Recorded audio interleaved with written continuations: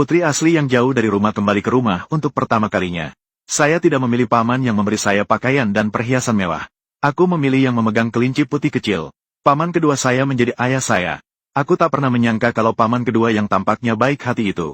Setelah merampas harta milik keluarga, dia membunuhnya secara brutal. Gadis itu akhirnya mengerti.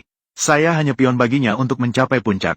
Apa yang tidak dia duga adalah, paman sinis. Itu menjadi akhir hidupnya. Satu-satunya orang yang memberinya kehangatan.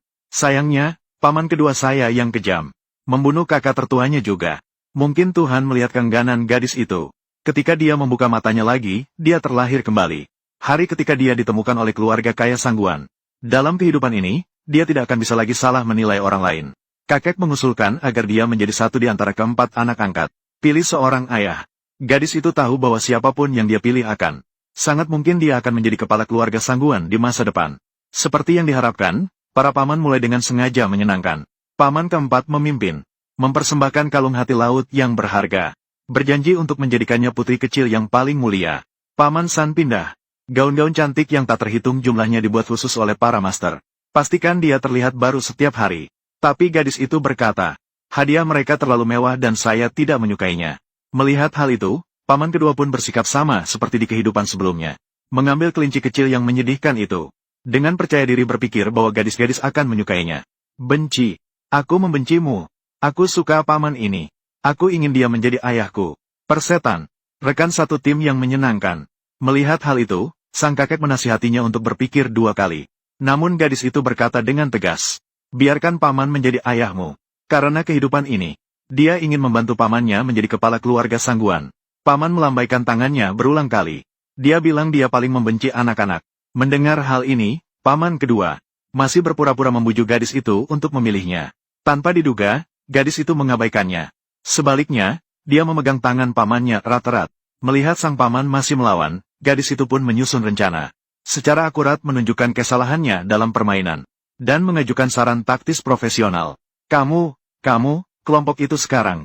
Jumlah lawan ada di jalur bawah. Penyihir jalur tengah melintas dan baru saja terlibat. Anda memegang keterampilan pamungkas Anda tanpa melihat barisan belakang. Mengejar dukungan kesehatan rendah. Akibatnya, ia langsung terbunuh oleh shooter dan top laner lawan. Menyebabkan pendarahan. Jika Anda terjebak pada penembak lawan. Setelah pemurnian, 0,5 detik. Lompat ke wajahnya dan buka itu. Bekerja sama dengan saya dan Mage AOE. Setidaknya 2 dapat diganti. Sangat mengagumkan. Bawa aku pergi. Aku akan membawamu ke raja. Apakah sudah termasuk? Pernyataan ini sepenuhnya. Setelah menaklukkan pamannya, dia langsung membawanya pulang. Para paman ingin menghentikan mereka tetapi berubah pikiran. Dia saudara yang tidak berguna. Itu tidak dapat menyebabkan gelombang apapun.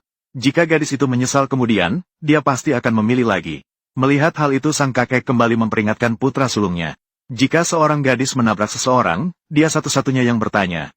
Maka lelaki itu pun dengan senang hati memeluk gadis itu dan pergi. Tanpa diduga, gadis itu dihentikan oleh pria itu saat hendak naik ke mobil.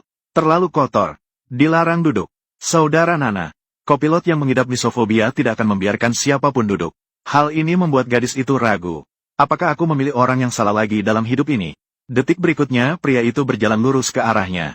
Apa yang sedang Anda pikirkan? Maksudku kursinya kotor. Lalu dia melepas mantelnya dan menaruhnya di kursi. Menjangkau dan mengangkat gadis itu dan duduk di kursi. Sebelum pergi, dia masih tak lupa mengejek adik keduanya. Hatiku kotor, maka apapun yang kulihat pun kotor. Melihat hal itu, paman kedua menjadi marah besar. Ketika aku sampai di rumah, aku melihat ayahku sedang bermain game di ponselnya. Gadis itu merasa bahwa dia selalu seperti ini. Dekadensi bukanlah solusi. Jadi aku berpura-pura lapar. Mendengar hal ini, sang ayah memesan makanan Michelin untuk gadis itu. Namun gadis itu berkata dengan lembut, aku cuma ingin makan apa yang dibuat ayahku. Karena aku sangat besar. Aku belum pernah makan makanan yang dimasak oleh keluargaku. Pria itu terdiam sesaat. Dengan enggan, dia bangkit dan berjalan ke dapur. Tak lama kemudian, dia benar-benar mengeluarkan beberapa hidangan rumahan yang layak. Gadis itu melihat. Aku segera mengambil ponselku dan mengambil beberapa foto. Kemudian dia berfoto dengan ayahnya. Saat itu, seorang teman memanggil pria itu untuk pergi minum. Dia hendak pergi ketika dia menemukan gadis meringkuk di sudut. Ayah, pergilah bermain. Jangan khawatir tentang Nana. Ngomong-ngomong, Nana sudah terbiasa sendirian. Pria itu langsung melunakkan hatinya dan menolak ajakan temannya untuk pertama kalinya. Juga dikatakan dengan hangat. Tidak ada situasi yang lebih penting daripada putriku. Gadis itu sangat senang dan menciumnya. Inilah kebahagiaan dan kehangatan yang belum pernah ia rasakan sebelumnya. Keesokan harinya, kakek melihat lingkaran pertemanan gadis itu. Senyum langka di wajahnya.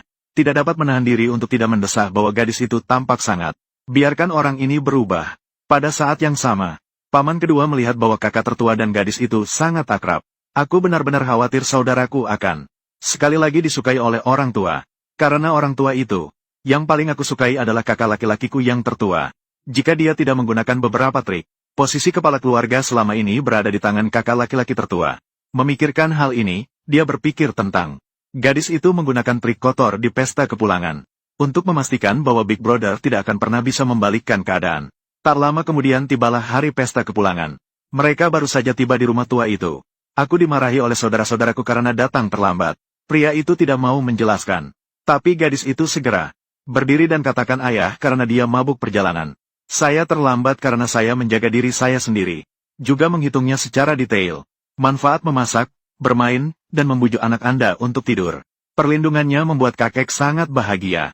Langsung transfer nilai utara kota sebesar 30 miliar. Proyek penambangan urat diberikan kepada putra sulung. Melihat hal itu, paman kedua menyadari bahwa ia harus menyingkirkan kakak tertuanya secepatnya. Rintangan ini mendapatkan kembali hak asuh gadis itu. Setelah menyelesaikan upacara perjamuan kepulangan, pria itu tiba-tiba merasa pusing. Ternyata saudara laki-laki saya yang kedua telah menambahkan sesuatu ke dalam tehnya. Pada saat itu, saudara iparnya muncul dan segera menolongnya pergi. Di sisi lain, aku akan beribadah kepada leluhur bersama kakekku. Gadis itu merasa sangat tidak nyaman. Seperti yang diharapkan. Ketika saya berjalan menuju pintu balai leluhur, saya mendapati pintunya terbuka. Masuk dan lihatlah. Saya melihat seorang pria dan saudara iparnya bersama-sama dalam pakaian yang acak-acakan. Itu benar. Sangguan Lan, untuk menghadapi ayah. Dia bahkan bisa menggunakan istrinya sendiri. Kakak iparku langsung nangis dan menuduh laki-laki itu yang melakukan bullying padanya. Pria itu berusaha keras membantah bahwa dirinya dijebak. Melihat hal itu, gadis itu memaksa dirinya untuk tenang. Analisis, Paman R bertindak hati-hati. Saya pasti telah minum lebih dari satu pil. Tugas yang mendesak adalah menemukan. Pil yang tersisa adalah untuk membuktikan bahwa ayah tidak bersalah. Orang tua itu sangat marah dan menolak mendengarkan penjelasan apapun. Memarahi seseorang karena menodai leluhurnya membuatnya sangat kecewa. Dan dia harus dikeluarkan dari keluarga Sangguan selamanya. Mendengar hal itu, sang paman dan istrinya tersenyum penuh arti. Saya pikir tujuannya sudah tercapai. Menghadapi kekejaman ayahnya dan jebakan saudaranya. Manusia putus asa. Dia dengan marah bertanya pada Bikin. Pernahkah Anda benar-benar percaya pada diri Anda sendiri? Orang tua itu tetap diam. Melihat hal itu, pria itu berkata dengan tegas.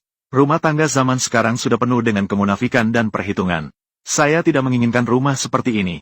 Saat dia hendak pergi, dia dihentikan oleh orang tua itu. Sesuai peraturan rumah, mereka yang dikeluarkan dari keluarga akan dihukum cambuk sebanyak 81 kali. Untuk membalas kebaikan, kamu belum dihukum. Seperti itulah kelihatannya. Aku menerima hukumannya. Gadis itu patah hati saat melihat ayahnya disiksa. Tapi aku masih belum bisa menemukan pilnya. Pada saat ini gadis itu tiba-tiba menyadari. Kakakku sepertinya menyembunyikan sesuatu di sakunya. Dia membuat rencana untuk berpura-pura dekat dengan saudara perempuannya dan meminta permen padanya. Seperti dugaanku, aku membukanya dan melihat 2 pil di dalamnya. Kakek. Apa ini?